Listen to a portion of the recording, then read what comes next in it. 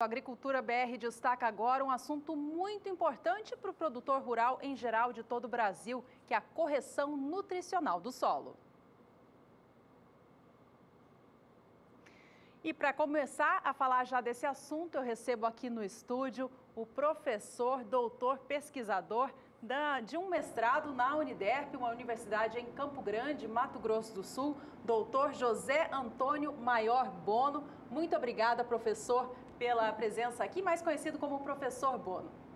Obrigado pela oportunidade. Ok, a gente vai falar de um assunto muito importante, não é, professor, sobre a correção nutricional do solo. Essa é uma época muito importante para tratar desse assunto, uma vez que o produtor de soja, em geral, está fazendo a colheita do grão e entrando para o plantio do milho de segunda safra. Boa parte do milho do Brasil já foi semeado, mas essa fase entre a colheita e o plantio é bastante importante, né, fazer essa análise do solo. Qual que é a importância, então, do produtor rural ter a consciência de analisar o solo antes de colocar uma outra cultura no campo?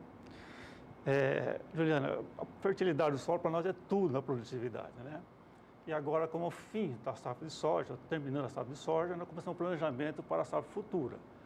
E se nós pensarmos assim, que o Brasil tem 35 milhões de hectares de soja e precisa adubar, fertilizar essa área toda, ele tem que fazer com uma certa antecedência.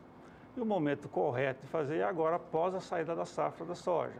Quando ele vai amostrar esse solo, ver os pontos que ele tem de maior fertilidade, de menor fertilidade, né, para equacionar a necessidade de fertilizante e corretivo e gesso para ele ir no mercado fazer essa compra, né, que não chega do dia para a noite, né. Nós temos aí um transporte rodoviário para esse tipo de insumo, né, então nós precisamos, né, uma certa antecedência para esse tipo de adquisição.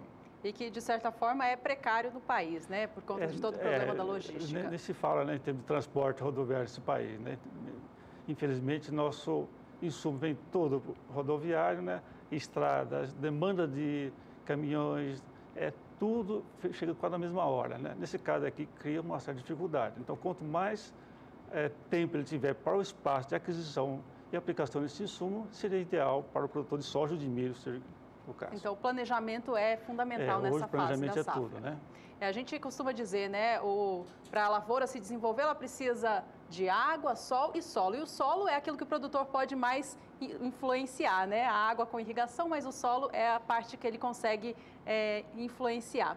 Bom, e como que é feita, então, a análise desse solo de maneira prática? É retirada uma amostragem de certa parte da propriedade? Como funciona? Bom, a amostragem ela é bem conhecida pelos produtores rurais, aqueles que são profissionais da área, né? Normalmente a propriedade dele é dividida em talhões ou glebas, né?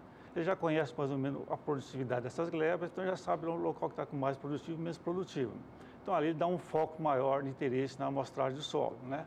Existe hoje também empresas especializadas só para fazer isso, né? O ideal hoje, quem tem recursos financeiros, disponibilidade de tempo, é fazer a agricultura de precisão, onde você vai lá, vai georreferenciar essas amostras, você vai ter um detalhe muito aprofundado da sua fertilidade. Então, nesse caso aqui, né, quem tiver um pouquinho de recurso, a agricultura de precisão seria o mais indicado. E a amostragem, seja ela agricultura de precisão ou não, né, ela é feita assim na camada de 0 a 20 para quantificar a minha necessidade de calagem, a minha necessidade de gesso ou de algum fertilizante que eu preciso corrigir no solo, né? Então, para nós, isso aí é uma coisa importante e que nos dá para nós aqui uma certa segurança na produtividade. A gente sempre gosta de falar alguma coisa nesse sentido. Pragas, doenças, chuvas são ocasionais, a natureza não tem como prever. Agora, a fertilidade, o planejamento, a época de plantio e parte varietal, eu tenho como planejar com antecedência. Nesse caso aqui, né, eu estou em vantagem, né? O produtor profissional tem que fazer isso. A principal vantagem de fazer a correção nutricional do solo é garantir melhor produtividade, é isso? O quanto que se consegue a mais com o solo bem corrigido, professor? Juliana, se ele tiver com seus níveis baixos, eu vou ganhar produtividade. Agora, se eu tiver com os níveis adequados, a fertilização do solo, a correção dele, é para garantir uma boa estrutura de planta, a maior resistência a pragas e doenças. Então, não é só questão de produtividade. Não é só o rendimento da lavoura. Para não perder produtividade. Eu não sei como é que vai ser a safra desse ano, se vai ser boa de chuva, se vai ter uma coisa de praga, doença, né? Então, a fertilização, se ela estiver aquém, a incidência desses fenômenos que não consigo controlar pode ser de maior intensidade. Então, nesse caso aqui, a correção do solo ela se faz necessária tanto para aumentar a produtividade como para mantê-la, né? E quais são os tipos mais frequentes de deficiência do solo? No caso do Brasil aqui, as principais deficiências que nós temos no solo aqui seria que um pH baixo, ou seja, a acidez do solo elevada, né, para a cultura, né?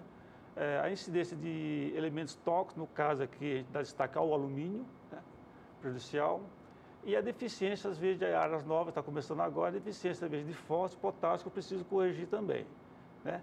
E, então, nessas casas aqui, nós precisamos fazer a fertilização correta para nós eliminarmos esses malefícios supostamente para a cultura. Um dos métodos mais utilizados, né, é a aplicação de calcário, mas tem outros métodos de correção mais indicados? Tem, aí um profissional da área pode determinar qual é o método mais correto, mas vamos pensar assim, se for corrigir a acidez, eu preciso do calcário. Se for corrigir para mim o alumínio tóxico em profundidade, o gesso também é indicado. Se eu for corrigir uma deficiência de fósforo, eu posso fazer uma fosfatagem do solo. Então, depende da minha deficiência, eu posso direcionar o produto adequado, né? Lógico, sempre tem aí com assistência técnica, porque são produtos que tem que ter uma quantidade correta, tem que ter um diagnóstico correto. Então, o produtor por si só não consegue fazer, ele precisa de uma assessoria de um engenheiro agrônomo para quantificar esses valores. Professor Bono, para a gente encerrar, o senhor tem um outro trabalho, uma outra área de atuação, que é em relação ao solo para os cafezais, né? Conta um pouquinho para a gente.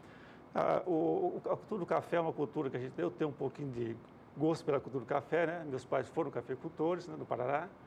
E aqui nós estamos tentando viabilizar o uso da cultura aqui em solos arenosos. Nós temos muitos solos arenosos aqui no estado do Mato Grosso do Sul. Então, estamos com um trabalho aqui de fornecimento de alguns insumos para o café, para ver a viabilidade dele ou não nessas áreas arenosas. Nós estamos aqui com 8 variedades de café sendo implantada, né, com a ajuda do pesquisador André da Embrapa, que também nos associou nessa parte. Nós estamos, então, fazendo aqui a viabilidade em pequenas áreas, em solos arenosos da cultura do café. Aí nós estamos mexendo com a parte de fertilização dele também. Bastante interessante. Quando estiver mais à frente com esse projeto, traz aqui para mostrar. Faço questão de trazer, porque eu sou um apaixonado por café. Quando a gente é apaixonado, faz ainda melhor nosso trabalho, não é? Tá bom. Professor Bono, muito obrigada pela sua participação, sua vinda aqui. Eu que agradeço a oportunidade, Gena. Tá joia. Só para confirmar aqui, professor Bono, ele que é pesquisador, doutor no mestrado em Produção e Gestão Agroindustrial da Uniderp, Universidade em Campo Grande, Mato Grosso do Sul.